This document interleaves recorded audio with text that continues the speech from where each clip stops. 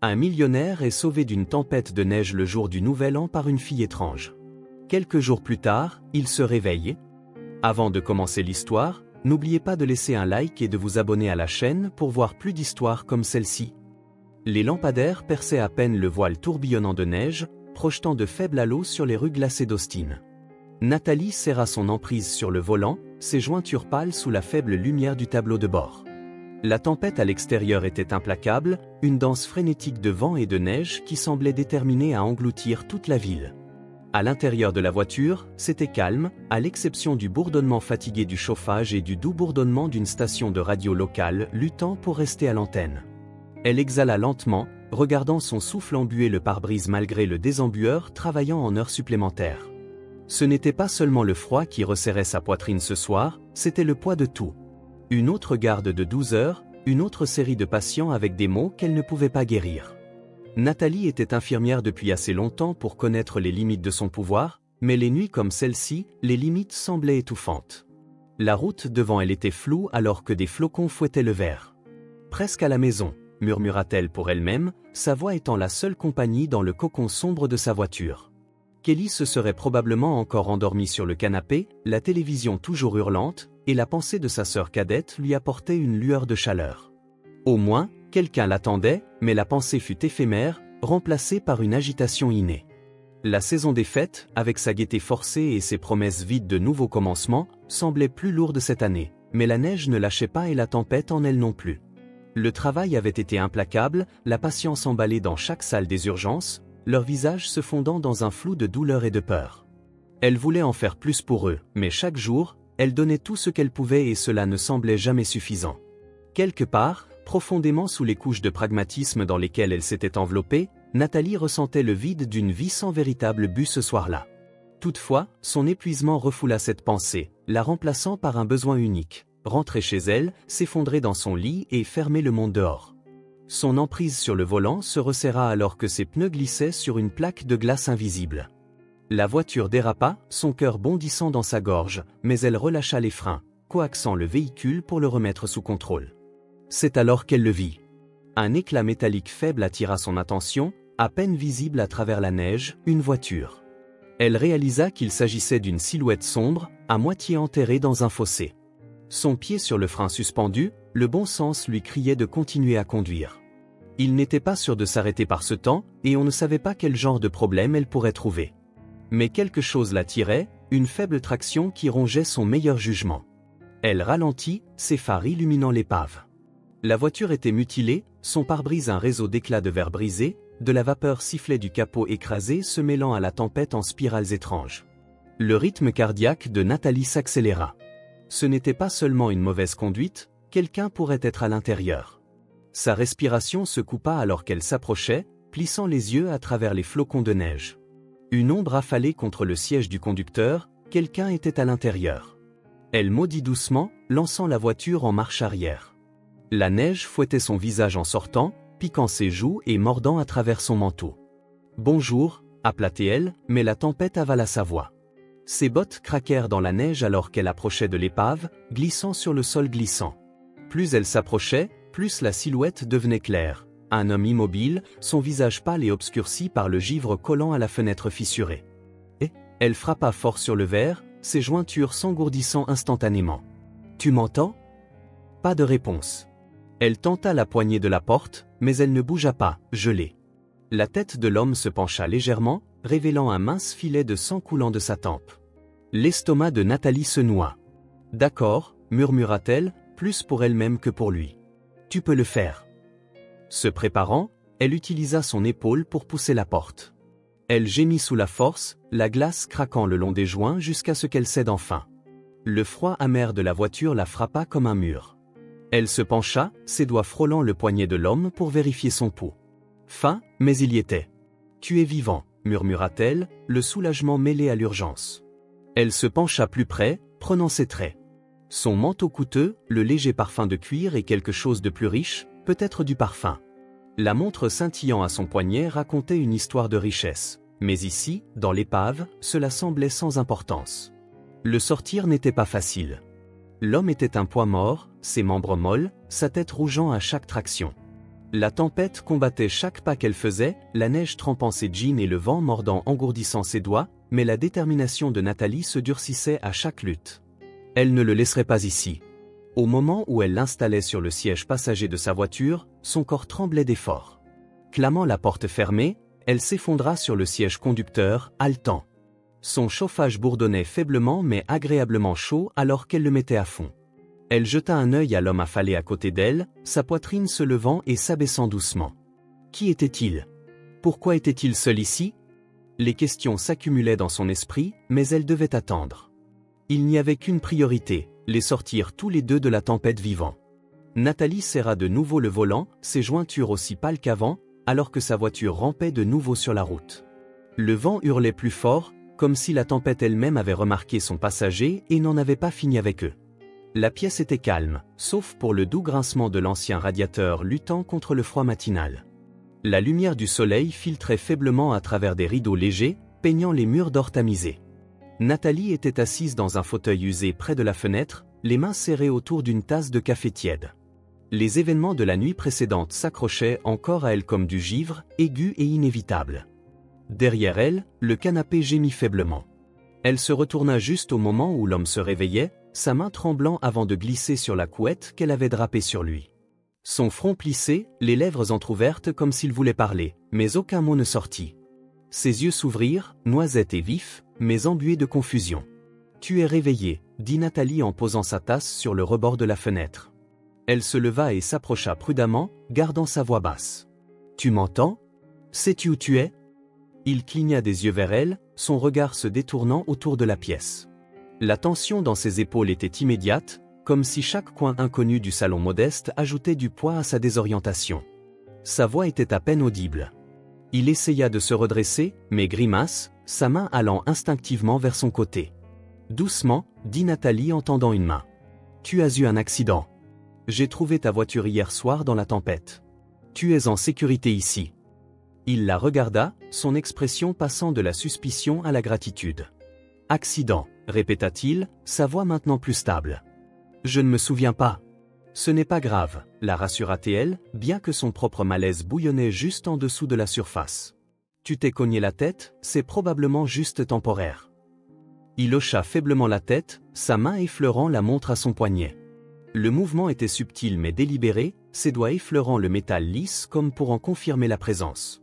Les yeux de Nathalie se tournèrent vers elle, une pièce élégante et polie qui ne correspondait pas au reste de son état négligé, ni à son manteau bien coupé maintenant plié soigneusement sur une chaise, ni aux finitions raffinées du col de sa chemise. « Tu connais ton nom » demanda-t-elle doucement. Il hésita, sa mâchoire se serrant. « Je ne sais pas », admit-il après une longue pause, sa voix teintée de frustration, sa main serrant un poing. La montre attrapa la lumière avant que Nathalie ne puisse répondre. Le bruit d'une porte s'ouvrant les interrompit. Kelly entra, secouant la neige de sa veste. Le contraste entre les sœurs était frappant. Là où Nathalie était douce et nourricière, Kelly se tenait avec une efficacité rapide. Ses cheveux noirs tirés en une queue de cheval serrée. « Tu n'as pas répondu à ton téléphone », dit Kelly en enlevant son manteau, son regard se posant sur l'homme, son expression passant instantanément de décontractée à prudente. « Et c'est qui? Je t'ai informé que mon signal est mauvais pendant cette tempête ?» répondit Nathalie sur un ton défensif. « Je ne sais pas, je l'ai trouvé hier soir, sa voiture était renversée et il était inconscient. » Les yeux perçants de Kelly se plissèrent alors qu'elle s'approchait du canapé. « Tu l'as amené ici toute seule? Et s'il est dangereux, il ne l'est pas, dit-elle fermement. Regarde-le, il est blessé et confus, il ne connaît même pas son nom, c'est pratique, murmura Kelly en s'agenouillant à côté de l'homme. Laisse-moi voir. L'homme recula légèrement, son corps se raidit. Kelly leva les mains dans un geste apaisant. Détends-toi, je veux juste vérifier quelque chose. Elle l'examina méthodiquement, ses doigts effleurant l'ecchymose sur sa tempe et la coupure superficielle sur son front, ses sourcils froncés alors qu'elle notait les marques légères autour de ses poignets, subtiles, presque invisibles mais suspectes. Ses yeux se tournèrent vers Nathalie. « Tu es sûr que ce n'était qu'un accident ?» demanda Kelly, sa voix maintenant plus douce. « Quoi d'autre ça pourrait être ?» répondit Nathalie en croisant les bras. « Je ne sais pas encore. » Kelly répliqua en se redressant. Elle regarda de nouveau l'homme, son regard s'attardant sur la montre. « C'est une pièce coûteuse et ses vêtements, ce n'est pas quelqu'un qui se trouve juste coincé dans une tempête. » Les lèvres de l'homme s'entr'ouvrirent, mais il ne parla pas, sa main flottant protectivement sur la montre comme si c'était une bouée de sauvetage. Elle l'étudia un instant de plus avant de reculer. « Je vais vérifier le lieu de l'accident, il pourrait y avoir quelque chose qui explique ça. » « Tu n'as pas besoin de faire de lui un suspect, » dit Nathalie, sa voix tendue. « Je fais juste attention, » répondit Kelly. « Toi aussi, tu devrais faire attention. » La porte se ferma derrière elle et le silence remplit de nouveau la pièce. Nathalie se tourna vers l'homme, dont le regard était fixé sur la montre dans sa main. « Je ne sais pas qui tu es, » dit-elle doucement, « mais je ne vais pas te laisser comme ça.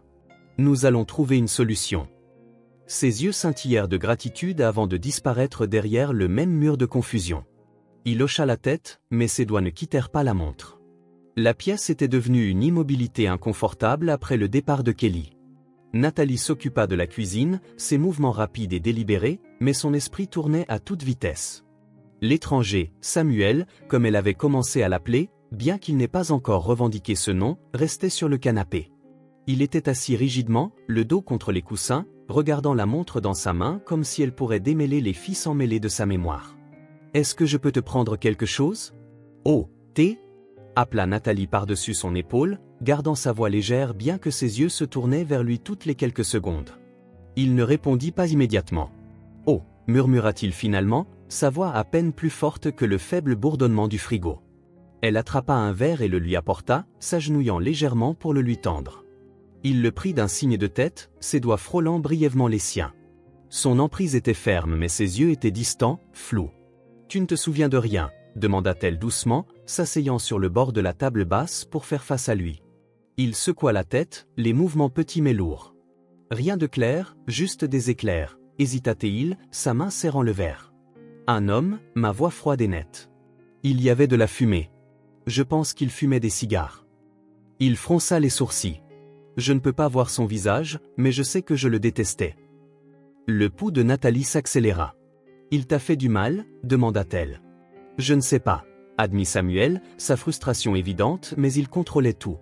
C'était comme s'il s'arrêtait brusquement, secouant la tête. « Ça n'a pas de sens. » Avant que Nathalie ne puisse répondre, il ferma les yeux, penchant la tête en arrière contre le canapé.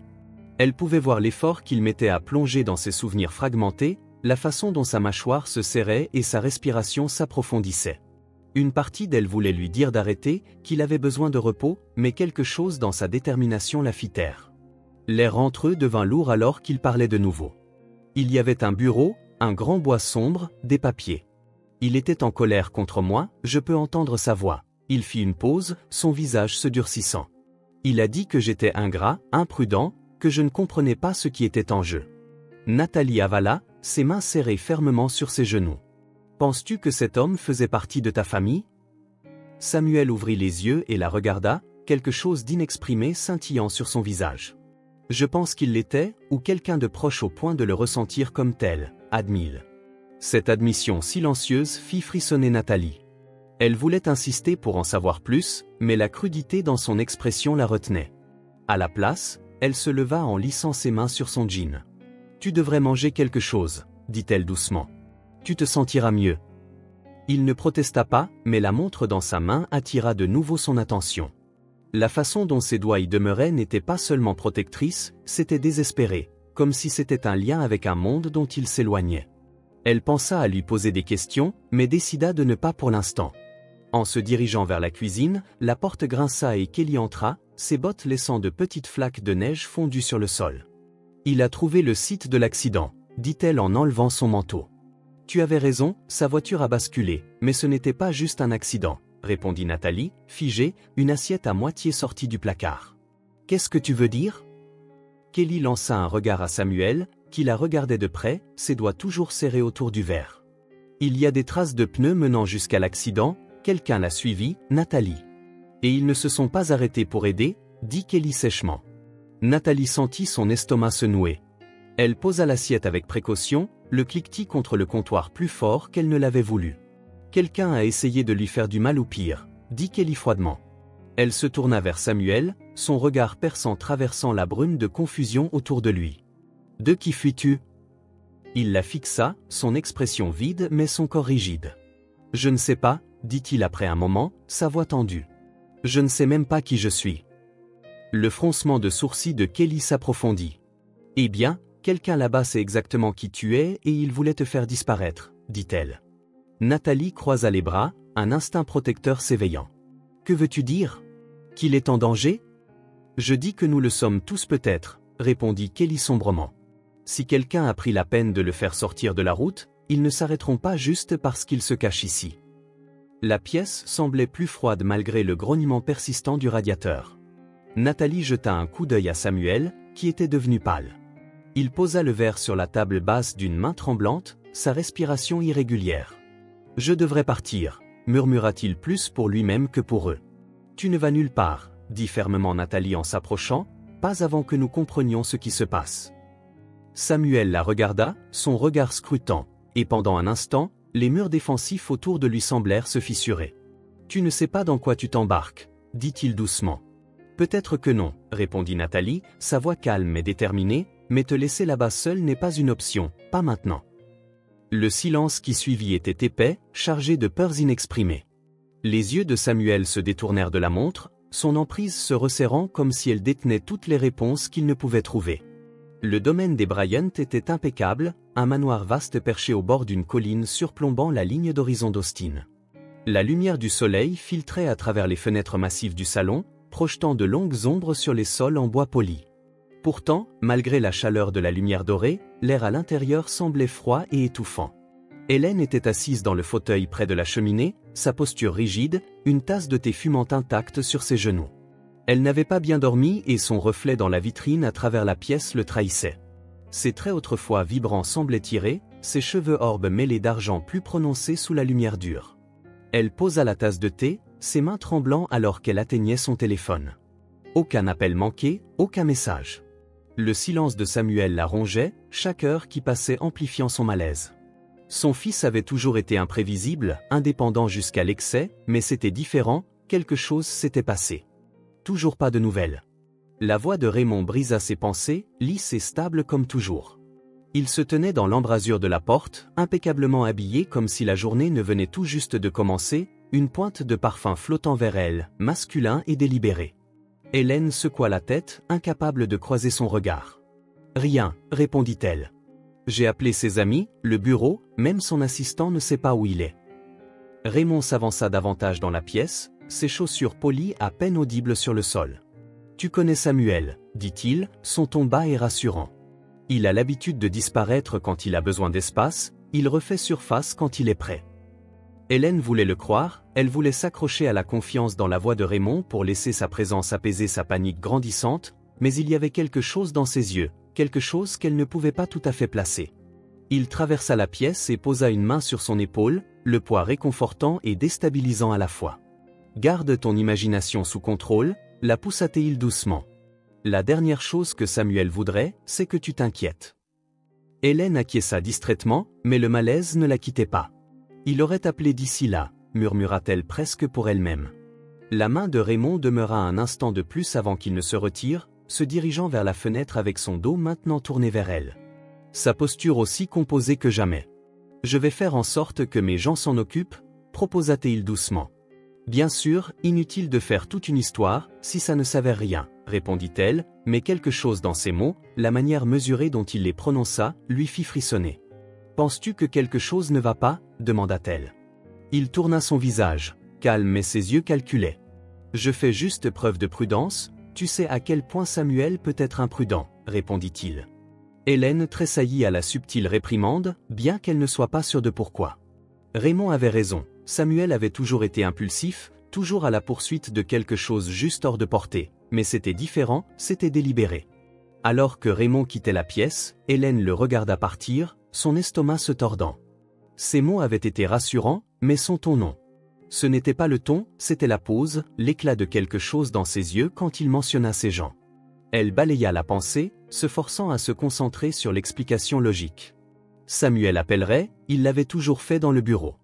Raymond referma la porte derrière lui et s'appuya contre le chêne massif, son masque composé glissant pour la première fois. Il exhala brusquement, sa main passant à travers ses cheveux soigneusement peignés. L'inquiétude d'Hélène devenait gênante, distrayante. Il traversa la pièce et se versa un verre de bourbon, ses mouvements rapides et précis. Il avait envisagé la possibilité que Samuel ait survécu, mais les chances étaient minces. La dose de vin avait été parfaitement calibrée et l'accident avait été mis en scène avec un soin méticuleux. Même si Samuel avait survécu, il ne se souviendrait de rien, mais l'incertitude croissante rongeait le contrôle soigneusement construit de Raymond. Il n'avait pas atteint sa position en prenant des risques et l'idée que Samuel pourrait être encore en vie et peut-être en train de rassembler les morceaux de la vérité était une menace qu'il ne pouvait ignorer. Il prit une longue gorgée de bourbon, son regard dérivant vers le bureau. Le léger parfum de fumée de cigare flottait dans l'air, une habitude qu'il ne se permettait que lorsque la pression devenait insupportable. Il tapa du doigt sur le verre, le rythme net et délibéré. « Trouve-le » murmura-t-il à voix basse. La porte de l'étude s'ouvrit sans frapper et la tête de Raymond se tourna brusquement. Un de ses associés de confiance entra, son expression sombre. « Aucun signe de lui sur le site de l'accident, » dit l'homme, sa voix basse mais ferme. « Mais il y a des signes que quelqu'un d'autre était là récemment, des traces menant loin de l'épave. » La mâchoire de Raymond se serra et la voiture était toujours là. « Tout semble comme prévu, » déclara-t-il en posant son verre avec un peu trop de force, le son ponctuant la tension dans la pièce. « S'il est vivant, je veux savoir où il est. » « Maintenant, » répondit l'associé, « pas d'erreur. »« Oui, monsieur, » répondit Raymond alors que la porte se referma de nouveau. Il s'affala dans son fauteuil, le cuir grinçant sous son poids, ses doigts tambourinant contre le bureau, son esprit en ébullition. Si Samuel était vivant, il le trouverait et cette fois, il ne laisserait rien au hasard.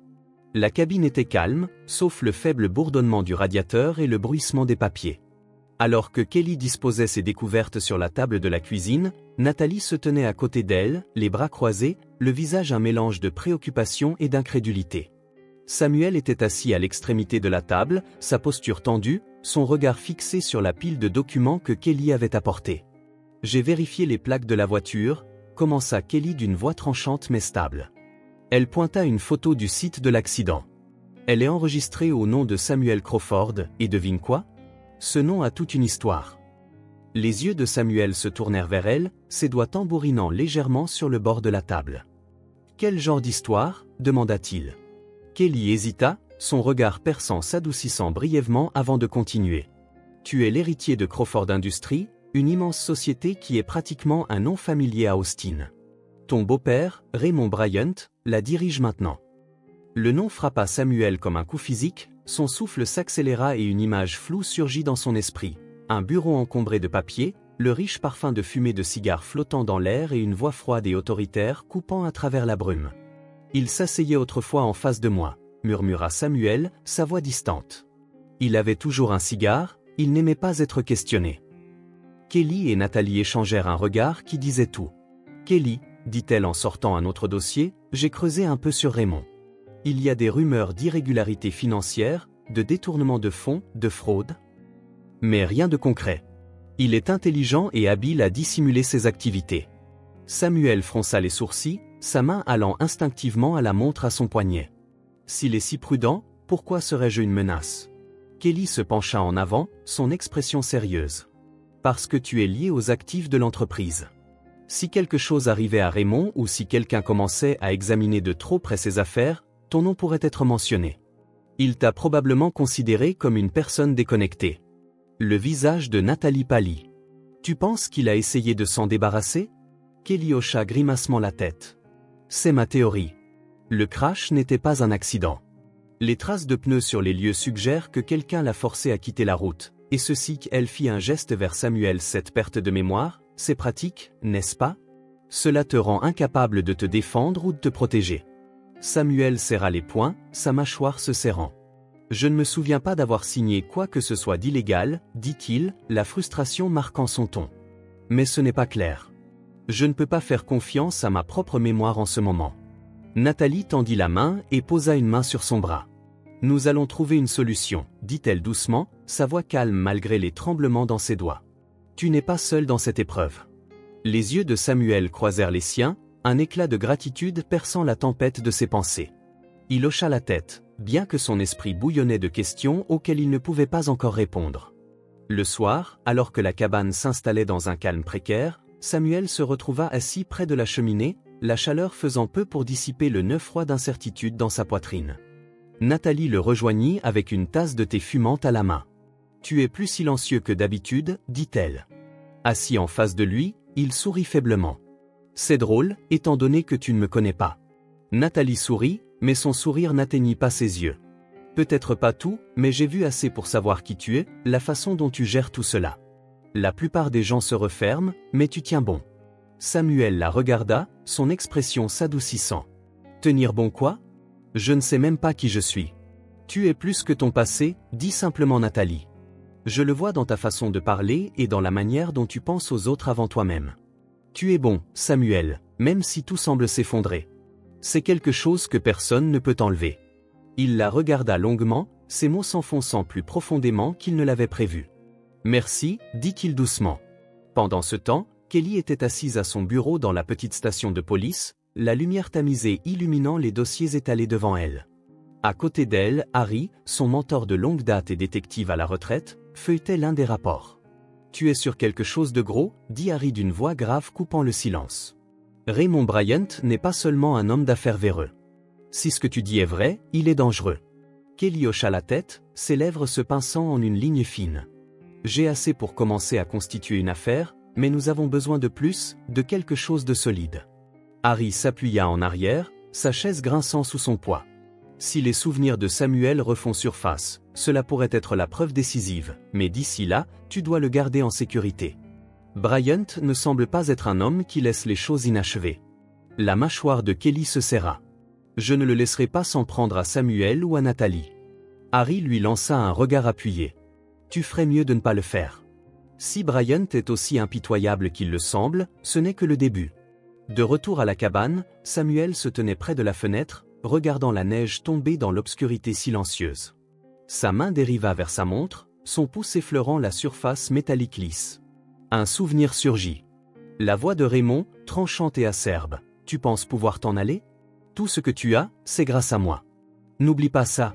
Samuel exhala brusquement, ses doigts se serrant en poing. Pour la première fois, il sentit quelque chose de solide sous le brouillard de ses souvenirs, la colère. Qui qu'il ait été auparavant, il était temps de commencer à se battre. L'odeur stérile d'antiseptique flottait dans l'air de l'hôpital, un contraste net avec la chaleur du soleil pénétrant par les fenêtres. Nathalie était assise rigidement dans la chaise de la salle d'attente, ses doigts serrant la sangle de son sac. De l'autre côté de la pièce, Samuel était affalé, les mains sur les genoux, fixant le sol sans expression. Il avait été silencieux pendant le trajet, son esprit habituellement vif émoussé par la fatigue et la frustration. Dr Warren est l'un des meilleurs, offrit gentiment Nathalie en brisant le silence. Si quelqu'un peut l'aider, c'est lui.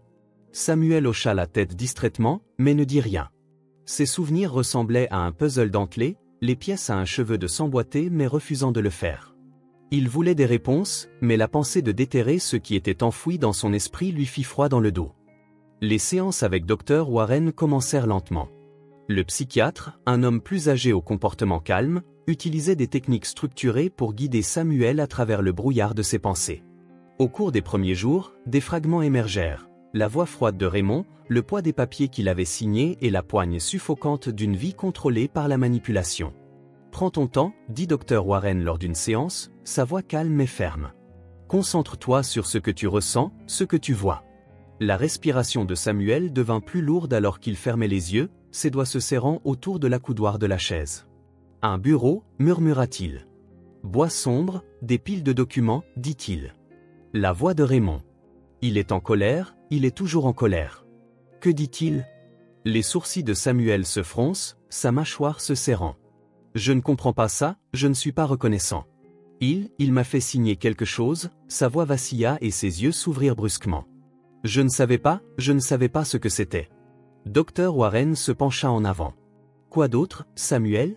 Que se passe-t-il » Pendant un instant, Samuel resta silencieux, puis tout devint clair. « Je étais un maillon faible, que je gâcherais tout. Il m'a donné du vin, m'a dit de me détendre. C'est la dernière chose dont je me souviens avant de me réveiller dans cette voiture. » À la fin de la semaine, le brouillard s'était dissipé. Samuel était assis au bord de son lit d'hôpital, regardant par la fenêtre. Nathalie entra discrètement, observant l'homme qu'elle en venait à chérir semblant retrouver son sens de soi. « Je me souviens de tout, » dit Samuel doucement, sa voix calme mais teintée de colère. « Il voulait me mettre hors de route, il m'a fait un bouc émissaire. Nathalie posa une main sur son épaule. Nous l'arrêterons, Samuel. Ensemble, pour la première fois, son regard rencontra le sien avec clarté et détermination. Oui, nous le ferons. Austin fut secoué par les gros titres du matin. Les médias étaient envahis par l'histoire de l'héritier des Crawford Industries impliqué dans un crash ivre et imprudent. Les photos accompagnantes montraient la voiture renversée de Samuel, recouverte de neige, les vitres brisées. Les articles le dépeignaient comme irresponsable, inapte à hériter de l'héritage Crawford. À la cabane, Kelly claqua un journal sur la table. « Il te cadre », dit-elle sèchement en pointant les lettres en gras. Samuel fixa le titre, sa mâchoire se serrant. « J'ai pris un verre, exactement un verre. J'étais sobre à ce moment-là et puis tout est devenu noir dès que je me suis éloigné, dit-il, sa voix basse mais stable. » Kelly croisa les bras et fit les 100 pas. « Ça n'a pas d'importance, il contrôle le récit. Raymond ne veut pas seulement que tu partes, il veut enterrer ta réputation si profondément que personne ne remet en question sa version de l'histoire. » Nathalie s'affala près de la cuisine, essuyant ses mains. « Que faisons-nous si les gens croient ça, Samuel ?» « Je sais, » Samuel interrompit, son ton plus tranchant que prévu. Il exhala en passant une main dans ses cheveux. « Nous ne pouvons pas le laisser gagner, mais je ne sais même pas par où commencer. » Kelly arrêta de faire les 100 pas. « Nous commençons par le devancer. Harry et moi suivons ses dossiers financiers, mais c'est lent. En attendant, je suis plus inquiète de ce qu'il pourrait essayer d'autre, une embuscade dans l'obscurité. » Plus tard dans la soirée, Kelly quitta la cabane pour rencontrer Harry au poste de police. Les rues étaient calmes, la neige récente étouffant le bruit habituel de la ville. Elle gara sa voiture dans un parking faiblement éclairé et entama la courte marche vers le commissariat. L'air était froid, mordant sa peau, mais elle était habituée aux gardes de nuit dans des conditions pires. Elle gardait un pas vif, ses bottes craquant sur le sol glacé. À mi-chemin vers le poste, elle remarqua une ombre se mouvant dans l'allée entre deux bâtiments. Elle ralentit, sa main se dirigeant instinctivement vers le holster dissimulé à sa hanche. Et, appela-t-elle d'une voix ferme. « Sors, ou je peux te voir. » Aucune réponse. Son pouce accéléra. Elle s'approcha, son autre main serrant sa lampe de poche et la pointa dans l'allée. Une silhouette surgit des ombres. Kelly eut à peine le temps de réagir avant qu'une main ne lui attrape le bras, la tirant en arrière. Sa lampe de poche se renversa au sol, tournant sauvagement et projetant des faisceaux de lumière erratique. « Mauvaise idée », siffla-t-elle. Se tordant brusquement pour se libérer, elle leva son coude, frappant la mâchoire de son agresseur. L'homme tituba mais ne tomba pas. Une autre silhouette émergea, celle-ci balançant une barre de métal. Kelly s'accroupit, la barre sifflant au-dessus de sa tête. Elle dégaina son arme, mais une troisième silhouette agrippa son poignet, lui frappant la main contre le mur jusqu'à ce que l'arme lui échappe. La douleur traversa son bras, mais elle serra les dents et plaqua son genou dans le ventre de l'homme. Il grogna et la relâcha. Elle se retourna pour affronter le premier agresseur qui s'apprêtait à l'attaquer de nouveau. Avant qu'elle ne puisse réagir, une voix aboya au bout de l'allée, « Lâche ça !» Harry se tenait là, son propre arme dégainée et stable. Les agresseurs hésitèrent juste assez longtemps pour que Kelly récupère son arme tombée et la braque sur eux. Au sol maintenant, elle ordonna d'une voix ferme malgré l'adrénaline parcourant ses veines. Les hommes échangèrent des regards avant que l'un d'eux ne s'enfuit, suivi des autres, disparaissant dans l'obscurité avant qu'Harry ne puisse tirer. « Ça va ?» demanda Harry en courant vers elle. Kelly hocha la tête, bien que ses mains tremblaient légèrement en rangeant son arme. « Je vais bien, il ne s'attendait pas à ce que je me défende. » Harry la scruta à la recherche de blessures, ses yeux perçants se plissant face au sang qui s'infiltrait à travers sa manche. « Ça a l'air de plus qu'aller, répondit-elle. « J'ai eu pire, dit-elle en le repoussant, mais sa mâchoire se serra. « Ce n'était pas aléatoire, Harry. Il m'attendait. » Il fronça les sourcils. « Raymond envoie un message ?»« Oui, dit-elle d'un air sombre en récupérant sa lampe de poche. »« Bien, message reçu. Je ne recule pas. » La détermination de Kelly à la cabane. Son bras bandé mais sa détermination intacte. L'expression de Samuel s'assombrit. Il s'intensifie, dit-il en faisant les 100 pas dans le petit salon. Bien, rétorqua Kelly, surprenant à la fois lui et Nathalie. Elle était assise à la table, ses mouvements délibérés. Ça signifie qu'il a peur, peur que nous nous rapprochions trop. Samuel arrêta de faire les 100 pas, les poings serrés. Je ne peux pas laisser ça continuer. Tu te mets en danger à cause de moi. Personne ne se met en danger, répliqua sèchement Kelly. Ce n'est pas seulement à propos de toi, Samuel. C'est pour arrêter quelqu'un qui pense qu'il peut s'en sortir avec n'importe quoi, quelqu'un qui a blessé beaucoup plus de gens que juste toi. Nathalie s'avança, sa voix plus douce. Kelly a raison. Nous sommes ensemble dans cette épreuve et tu n'es pas le seul qu'il cible. La meilleure façon de nous protéger tous est de le neutraliser. Samuel la regarda, le poids de ses mots pesant sur ses épaules. Il hocha lentement la tête, son regard se durcissant. D'accord, dit-il. Alors nous ripostons, quoi qu'il en coûte. La pièce tomba dans le silence, mais ce silence n'était pas inconfortable. Cette fois, il était lourd de but, de détermination. La tempête qui grondait à l'extérieur de la cabane reflétait celle intérieure, mais aucun d'eux ne fléchit. Pour la première fois, Samuel ne tenait plus simplement bon, il était prêt à se battre. Si cette histoire t'enthousiasme après une journée fatigante ou t'ouvre une journée joyeuse, laisse un commentaire, un feu d'artifice pour répandre la positivité. La lumière du petit matin filtrait à travers la fenêtre embuée d'un modeste dîner en périphérie d'Austin. Samuel était assis dans une cabine d'angle, ses mains serrées autour d'une tasse de café. En face de lui, Helen Crawford avait l'air plus âgée qu'il ne se souvenait, son aplomb habituel adouci par une lassitude indéniable. Son manteau parfaitement taillé et ses boucles d'oreilles en perles contrastaient nettement avec l'environnement humble, mais son attention était entièrement portée sur lui. « Tu as dit que tu avais besoin de me parler d'urgence », commença Hélène, sa voix basse et prudente. Je pensais que tu étais parti. Samuel, que se passe-t-il » Samuel exhala brusquement, son regard fixé sur la vapeur tourbillonnante s'élevant de sa tasse. « J'ai besoin que tu écoutes, maman, et j'ai besoin que tu me crois. » Hélène fronça les sourcils, se penchant légèrement en avant. « Bien sûr que je te crois, mais tu as disparu pendant une semaine, des semaines, et Raymond a dit. » Raymond a menti, interrompit Samuel, son ton plus acerbe que prévu. Il adoucit sa voix en voyant l'éclat de douleur dans ses yeux. « Maman, il n'est pas ce que tu penses.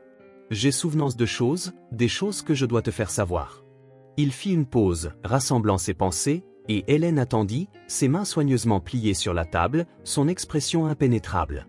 « Raymond m'a manipulé, » commença Samuel, sa voix stable mais teintée de colère. Il m'a fait signer des papiers, des documents liés aux finances de l'entreprise. Je ne les ai pas remis en question à l'époque. Il les a présentés comme de la routine et a dit que c'était pour rationaliser les affaires. Je lui ai fait confiance et j'ai signé. Les sourcils de Hélène se froncent, mais elle n'interrompit pas. Ce n'était pas de la routine, continua Samuel. Ces documents faisaient partie de quelque chose de plus grand, fraude, détournement de fonds. Il m'a utilisé comme bouclier, bouc émissaire. Et quand j'ai commencé à poser des questions, il s'est retourné contre moi. Les mains de Samuel se serrèrent autour de la tasse, ses jointures blanches. La nuit de l'accident, je l'ai confronté. Je lui ai dit que je n'allais plus être sa proie. Il m'a donné une boisson et m'a dit de me calmer. Je n'y ai pas pensé jusqu'à ce que je me réveille dans cette voiture, la tête qui tourne, la mémoire disparue. Les lèvres de Hélène s'entr'ouvrirent, sa contenance se fissurant. « Tu dis que Raymond a orchestré l'accident ?» dit Samuel fermement. Il voulait me mettre hors de la course, maman. Mort ou discrédité, peu lui importe. Hélène resta silencieuse un instant, son visage affichant un mélange d'incrédulité et d'horreur croissante. Samuel, c'est beaucoup à assimiler. Raymond a toujours été charmant et rassurant, je sais, dit Samuel amèrement. C'est comme ça qu'il opère, mais tu l'as vu aussi, n'est-ce pas? Les fissures dans sa façade. Le regard de Hélène se posa sur ses mains, ses ongles soigneusement polis. Soudainement fascinante, j'ai remarqué des choses, admit-elle à contre-cœur. De petites choses, comme la façon dont il rejette mes inquiétudes, la manière dont il évite certaines conversations. Je pensais que je les imaginais, tu ne l'étais pas, dit Samuel. Il t'a aussi utilisé, tu lui as fait confiance avec l'entreprise, avec notre famille, et il la déchire de l'intérieur. De retour à la cabane, Kelly travaillait sans relâche. Son quartier général d'enquête improvisé s'étalait sur la table à manger. Photos, documents et notes couvraient chaque centimètre carré, et son ordinateur portable ronronnait doucement alors qu'elle parcourait les relevés bancaires. Harry était assis en face d'elle, sirotant une tasse de café noir. « Tu as assez pour une affaire préliminaire, dit-il d'une voix grave et stable, mais tu auras besoin de quelque chose d'irréfutable pour le faire tomber. » « Je ne m'arrêterai pas tant que nous ne l'aurons pas, répondit Kelly, les yeux fixés sur l'écran. Il a orchestré l'accident de Samuel, je le sais. Le timing, les preuves, tout pointe vers Raymond. Prudent, Harry avertit. Un homme comme Raymond ne laisse jamais les choses inachevées. Il sait que nous le surveillons. Kelly hocha la tête, sa détermination inébranlable. Alors nous ferions mieux d'accélérer. Plus tard dans la soirée, Hélène était assise dans son bureau à domicile, le poids des révélations de Samuel pesant sur elle. La pièce était silencieuse, à part le craquement occasionnel de la maison qui se stabilisait. Elle ouvrit un tiroir et en sortit une pile de vieilles lettres et documents, des dossiers que Raymond avait insisté pour gérer il y a des années. En feuilletant les papiers, des incohérences commencèrent à émerger, des chiffres qui ne concordaient pas, des signatures qui n'étaient pas tout à fait correctes. Un nœud se forma dans son estomac alors qu'elle réalisait à quel point elle avait fait confiance à Raymond et combien il l'avait trompée profondément.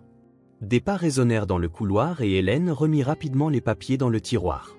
Lorsque Raymond entra dans la pièce, « Tu as été ici toute la soirée », dit-il avec un sourire qui n'atteignait pas ses yeux. « Tout va bien ?» Hélène força un sourire crispé. Juste en train de parcourir de vieux dossiers, rien d'important. Le regard de Raymond resta fixé sur elle un instant de trop longtemps, et Hélène sentit un frisson lui parcourir l'échine. « Eh bien, ne travaille pas trop dur, » dit-il doucement en se penchant pour embrasser sa joue.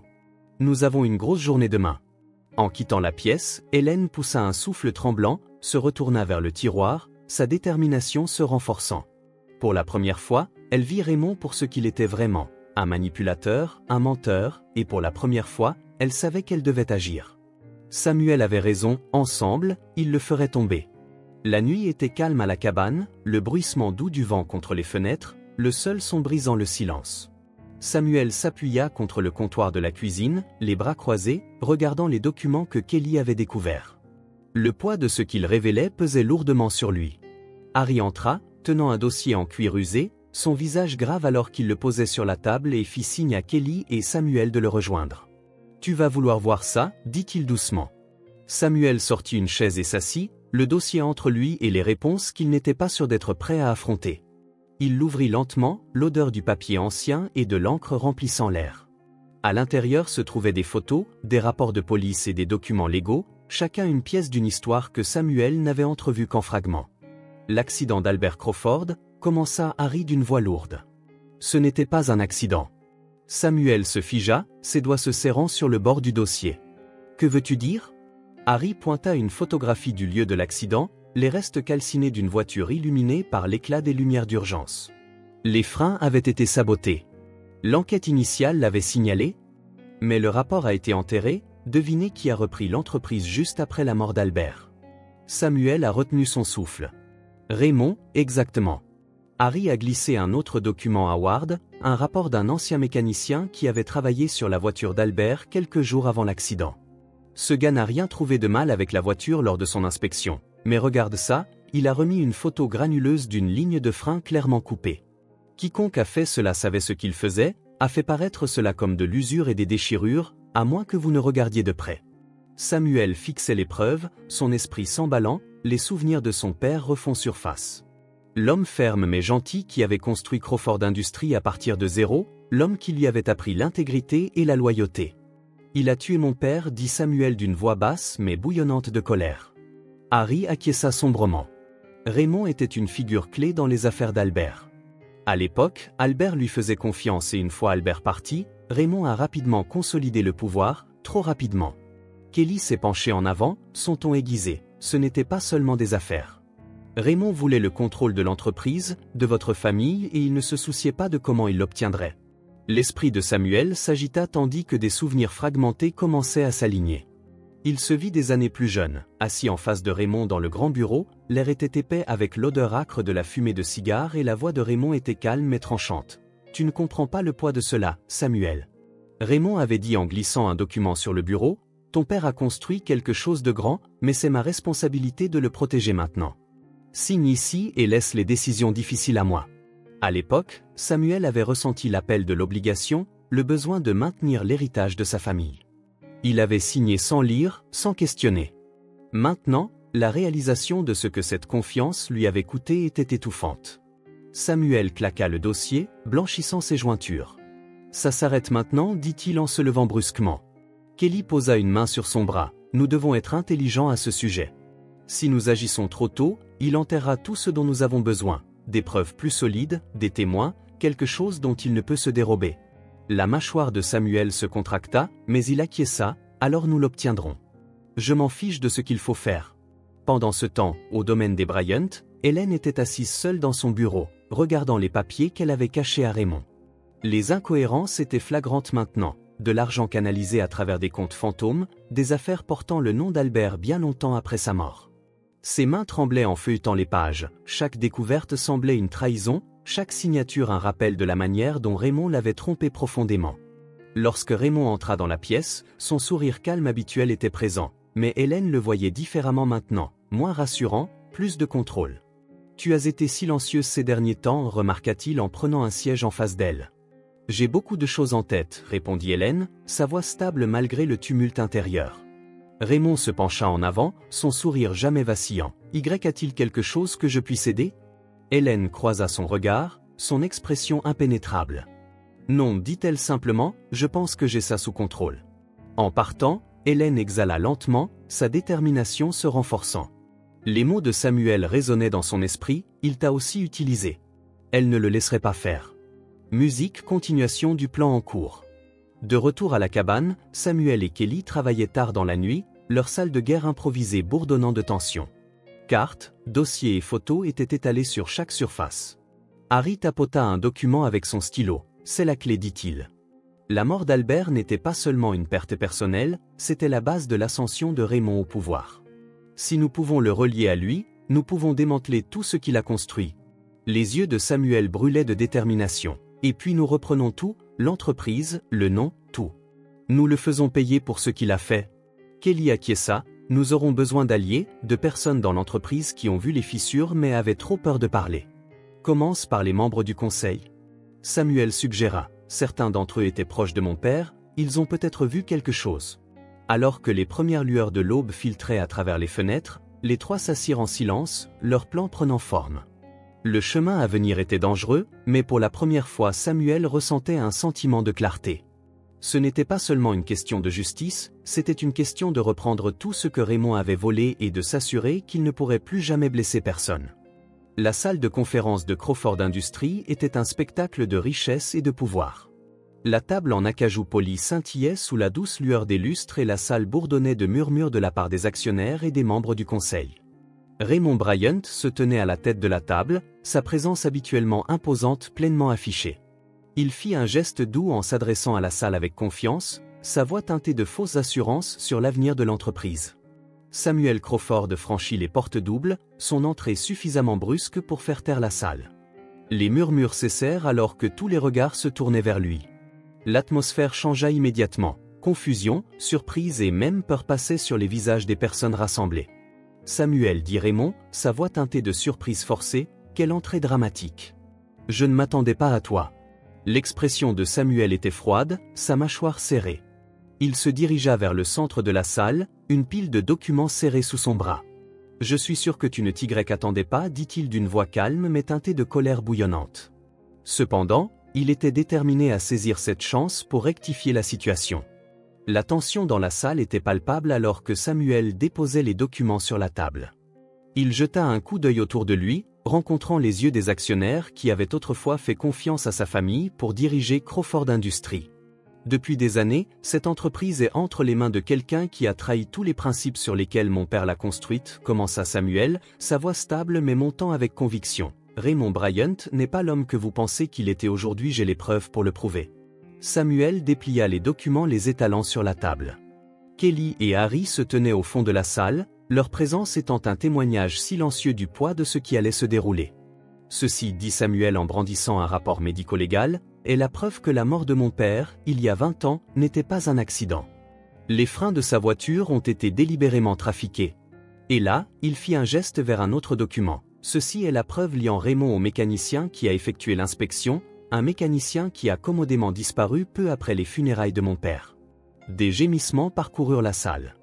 La façade calme de Raymond vacilla pour la première fois, sa main se serrant sur le dossier de son fauteuil. « Samuel, c'est outrageant, dit Raymond, sa voix basse mais tranchante. Ces accusations sont sans fondement et insultantes, sans fondement. » Samuel répliqua d'une voix coupant la salle. Ceci, il brandit un autre document, est une copie d'un transfert financier, de l'argent canalisé à travers un compte fantôme que tu as mis en place quelques jours après la mort de mon père. Tu as payé l'enquêteur qui a enterré le rapport. Raymond s'avança, sa comportement craquant. C'est absurde, ce sont des fabrications, des mensonges. Samuel l'ignora en se tournant vers les membres du conseil, et ce n'est pas tout. Raymond a détourné des fonds de l'entreprise pendant des années, siphonnant des millions vers des comptes offshore tout en accusant les pertes de baisse du marché. Il n'est pas seulement un menteur, c'est un voleur. La voix de Raymond s'éleva, son masque de contrôle glissant complètement. Tu ne comprends pas ce qu'il faut pour diriger cette entreprise, Samuel. Ton père était un rêveur, un imbécile qui ne pouvait pas gérer la réalité du pouvoir corporatif. Tout ce que j'ai fait, c'était pour protéger ce qu'il avait construit, protéger. La voix de Samuel devint glaciale. Tu l'as tué, Raymond. Tu as détruit tout ce qu'il représentait. Ne prétends pas que c'était pour quelqu'un d'autre que toi-même. Les mots de Samuel remplissaient la salle de silence. La respiration de Raymond était lourde, ses yeux cherchant autour de la salle à la recherche d'une bouée de sauvetage. Je ne te laisserai pas faire ça, rugit Raymond, c'est ma compagnie maintenant. Tu n'es qu'un enfant amer et naïf essayant de jouer le héros. Samuel s'approcha, sa voix devenant d'un calme mortel, et tu es un homme désespéré qui vient d'épuiser ses options. Les portes de la salle s'ouvrirent brusquement et une équipe d'officiers de police entra, leurs insignes brillant sous la lumière. L'officier principal s'avança tenant un mandat. Raymond Bryant, annonça-t-il, vous êtes en état d'arrestation pour conspiration en vue de commettre un meurtre, détournement de fonds et fraude corporative. La salle explosa en chaos, les actionnaires criant certains de colère, d'autres d'incrédulité, tandis que les membres du conseil échangeaient des murmures frénétiques. Le visage de Raymond était tordu par la rage alors que les officiers s'approchaient de lui. « Tu ne peux pas faire ça », cria Raymond en luttant pendant qu'il l'arrêtait. « C'est ma compagnie, vous allez tous le regretter. » Alors Raymond était escorté dehors, ses yeux restaient fixés sur Samuel. « Ce n'est pas fini, siffla-t-il, vous n'avez aucune idée de ce que vous avez fait. » Samuel ne fléchit pas, il resta droit en regardant Raymond disparaître par les portes. Pour la première fois depuis des années, il sentit le poids de l'héritage de son père se soulever légèrement de ses épaules. La salle se calma alors que le choc s'installait. Samuel se tourna vers le conseil, sa voix stable mais résolue. Crawford Industries a été construite sur l'intégrité, sur la vision et sur la confiance. J'ai l'intention de restaurer tout cela. Aujourd'hui est la première étape vers la reconstruction de ce que mon père a commencé.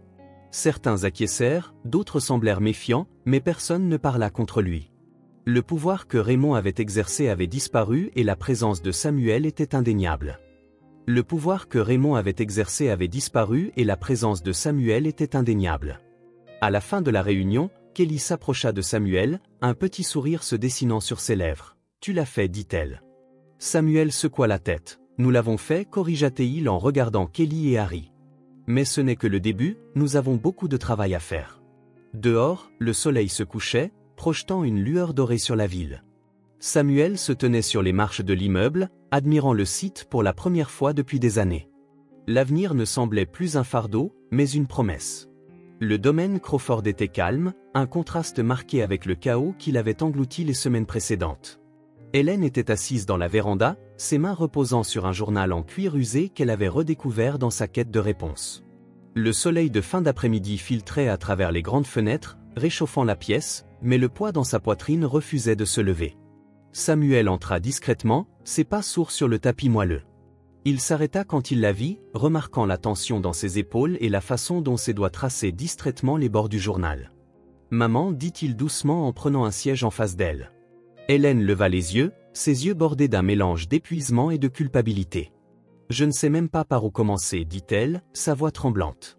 Je lui ai fait confiance, Samuel. Je l'ai laissé entrer dans notre famille, dans cette entreprise. J'aurais dû le voir. » Samuel tendit la main vers elle, sa prise ferme mais douce. « Tu ne pouvais pas le savoir, dit-il d'un ton stable. Raymond était un maître manipulateur, il a trompé tout le monde, y compris moi, mais j'étais sa femme. » Hélène murmura, sa voix se brisant. « J'aurais dû te protéger, protéger cette famille. » « Tu as fait de ton mieux, répondit Samuel en se penchant plus près, et quand ça comptait le plus, tu m'as cru. C'est ce qui compte. Tu m'as aidé à trouver la vérité, et ensemble nous l'avons arrêté. » Des larmes montèrent dans les yeux de Hélène, mais elle hocha la tête et serra sa main. « Je ne mérite pas ton pardon, murmura-t-elle. Tu es ma mère. » Samuel répondit simplement, « Et tu es plus forte que tu ne le penses. Nous reconstruirons ensemble. » Plus tard ce soir-là, Samuel et Nathalie marchaient le long des rues calmes d'Austin, La ligne d'horizon de la ville brillait doucement au loin, l'air était frais mais pas froid et le rythme constant de leurs pas sur le trottoir remplissait le silence confortable entre eux. Nathalie jeta un coup d'œil à Samuel, son expression réfléchie. « Tu sembles plus léger, dit-elle, comme si un poids avait été allégé. » Samuel sourit faiblement. « Oui, pour la première fois depuis des années, je me sens comme si j'avais le contrôle de ma propre vie, mais ce n'est plus seulement à propos de moi. » Nathalie haussa un sourcil, sa curiosité piquée. « Qu'est-ce que tu veux dire ? » « Je veux faire les choses correctement, dit Samuel, sa voix sincère, pour l'entreprise, pour l'héritage de mon père et pour les gens qui m'ont soutenu à travers tout cela. » Il la regarda, son regard s'adoucissant. « Des gens comme toi, dit-il. » Nathalie sentit une chaleur monter dans sa poitrine, mais elle l'annonça avec un léger rire. « Eh bien, quelqu'un devait te garder dans les clous. » Samuel gloussa, le son étant généré. « Tu as fait plus que ça, Nathalie, tu m'as rappelé ce que cela signifie de se soucier de quelque chose de plus grand que soi-même. » Ils firent une pause dans un petit parc, le doux bourdonnement de la ville s'estompant en arrière-plan. Samuel se tourna vers Nathalie, son expression sérieuse. « Merci pour tout. Je ne pense pas que j'aurais pu m'en sortir sans toi. » Nathalie sourit, ses yeux rencontrant les siens. « Tu es plus fort que tu ne le réalises, Samuel, mais je suis contente d'avoir pu aider. » Pendant un moment, ils restèrent là, le monde autour d'eux s'estompant dans l'immobilité, puis Samuel tendit la main vers elle, son toucher doux mais délibéré. Nathalie ne se retira pas. Le lendemain matin, Hélène rejoignit Samuel et Nathalie pour le petit déjeuner dans la salle à manger du domaine. L'atmosphère était plus légère, les ombres persistantes de la trahison de Raymond commençant à se dissiper. « Es-tu prête pour la réunion du conseil ?» demanda Hélène, son ton prudent mais plein d'espoir. « Aussi prête que je peux l'être, répondit Samuel en se versant une tasse de café. Il est temps d'avancer. Crawford Industries a encore beaucoup de chemin à faire, mais je suis prêt à diriger. » Hélène acquiesça avec un petit sourire. « Ton père serait fier. » Nathalie se réclina dans sa chaise, regardant l'échange avec une admiration silencieuse. Elle avait vu Samuel se transformer au cours des dernières semaines, passant d'un homme perdu dans les ombres de son passé à un leader déterminé à forger un avenir meilleur. Alors qu'ils partageaient un repas, le soleil filtrait à travers les fenêtres illuminant la pièce d'une lumière dorée et chaleureuse. Les cicatrices du passé demeuraient, mais ainsi aussi la promesse de guérison et de renouveau. Pour la première fois depuis des années, la famille Crawford se sentait à nouveau entière. La réunion du conseil se termina par une ovation debout, un acte de solidarité de la part des actionnaires qui avaient autrefois douté de Samuel. Sa présentation n'était pas seulement un plan pour l'avenir de l'entreprise, mais une déclaration de résilience et d'intégrité. Alors que Samuel serrait la main des membres du conseil, il sentit un poids se lever, remplacé par un sens renouvelé de but. En sortant de la salle de conférence élégante, Samuel prit une profonde respiration, la ligne d'horizon animée d'Austin visible à travers les fenêtres du sol au plafond. L'héritage de son père n'était plus éclipsé par la tromperie, c'était son devoir de le soutenir, de le restaurer. Ce soir-là, la maison de Samuel était emplie d'un doux bourdonnement de rires et de verres qui s'entrechoquaient. La salle à manger était illuminée par la lumière chaleureuse d'un feu crépitant, projetant des teintes dorées sur la table en bois poli. Hélène était assise à une extrémité, sa posture détendue pour la première fois depuis des mois. En face d'elle, Kelly racontait ses dernières enquêtes policières, ses gestes animés attirant des sourires de tout le monde. Nathalie se déplaçait dans la pièce, sa grâce naturelle ajoutant à la chaleur de la réunion. Elle portait un plateau de plats, s'arrêtant pour remplir le verre de vin de Samuel. Il leva les yeux vers elle avec un sourire reconnaissant, celui qui n'avait pas besoin de mots. L'air était riche de l'arôme du poulet rôti, de l'ail, de la purée de pommes de terre et du pain fraîchement cuit. Samuel découpa le poulet, le couteau glissant à travers la viande tendre pendant que les autres remplissaient leurs assiettes. « Ça fait comme au bon vieux temps, dit doucement Hélène, sa voix portant une note de nostalgie. Elle jeta un coup d'œil à Samuel, ses yeux brillants. « Sauf que maintenant je sais que nous avançons vraiment. » Samuel hocha la tête, levant son verre vers la famille, à ceux qui m'ont soutenu à travers tout et à un nouveau départ que nous avons tous mérité. Le groupe leva leur verre, le léger teint du cristal ponctuant le toast. Après le dîner, le groupe se rendit dans le salon où le feu avait brûlé bas, ses braises brillant doucement. Hélène était assise dans un fauteuil, ses mains reposant sur ses genoux en regardant son fils. « Ton père serait fier, » murmura Samuel, sa voix à peine audible au-dessus d'un murmure. Samuel s'appuya contre la cheminée, ses mains dans les poches. « J'espère bien, » répondit-il. « Mais ce n'est que le début, il reste encore beaucoup à reconstruire et tu le feras. » Hélène répondit fermement, avec intégrité, tout comme il l'aurait fait. À proximité, Nathalie et Kelly partageaient une conversation silencieuse, leur rire se mêlant au léger crépitement du feu. Samuel les regarda un instant, une chaleur se répandant dans sa poitrine. Il avait perdu beaucoup, mais ce qu'il avait gagné, une connexion plus profonde avec ceux qui comptaient, semblait comme un cadeau qu'il ne prendrait jamais pour acquis. À mesure que la nuit s'approfondissait, le son lointain des feux d'artifice commença à résonner à travers la ville. Samuel mena le groupe au balcon où la vue sur Austin s'étendait, large et scintillante. Les feux d'artifice éclataient en couleurs vibrantes, leurs reflets dansant dans le vert des gratte-ciel. Hélène s'appuya sur la rambarde du balcon, un sourire satisfait sur son visage. Kelly se tenait à ses côtés, les bras croisés, son expression un mélange de fierté et de satisfaction. Samuel se tourna vers Nathalie qui se tenait tranquillement à ses côtés, son regard fixé sur le ciel. « Merci d'être resté, dit-il, sa voix basse mais sincère. » Nathalie le regarda, son sourire doux mais stable, « Je ne serai nulle part ailleurs. » Samuel tendit la main vers elle, entrelaçant ses doigts avec les siens alors qu'un autre feu d'artifice illuminait le ciel. Le moment sembla suspendu dans le temps, le chaos du passé s'estompant en arrière-plan alors que l'espoir pour l'avenir remplissait l'espace. Alors que les feux d'artifice commençaient à s'estomper, Samuel leva son verre une dernière fois. « Ah papa, dit-il, sa voix stable malgré l'émotion dans ses yeux, à un héritage qui vaut la peine d'être défendu et à vous tous pour être ma force quand je ne pouvais pas trouver la mienne. » Le groupe écho au toast, leur verre scintillant sous la lumière de la lune alors que la nuit se calmait. Samuel resta sur le balcon, regardant les lumières de la ville scintiller comme des étoiles. La route à venir ne serait pas facile, mais il se sentait prêt pour la première fois depuis des années. Le poids de l'héritage de son père ne semblait plus un fardeau, mais un guide le menant vers un avenir qu'il pouvait enfin embrasser. Samuel sourit pour lui-même, le bourdonnement de la ville remplissant le silence. C'était une nouvelle commence, pas seulement pour l'entreprise mais pour tous, et cette fois il savait qu'ils l'affronteraient ensemble. Si ce film touche votre cœur, laissez votre marque avec un like et n'oubliez pas de vous abonner à notre chaîne pour explorer plus d'histoires significatives avec nous. Partagez vos sentiments avec nous et racontez-nous vos propres histoires. Chaque mot que vous partagez est une brique qui aide à créer notre communauté forte et durable.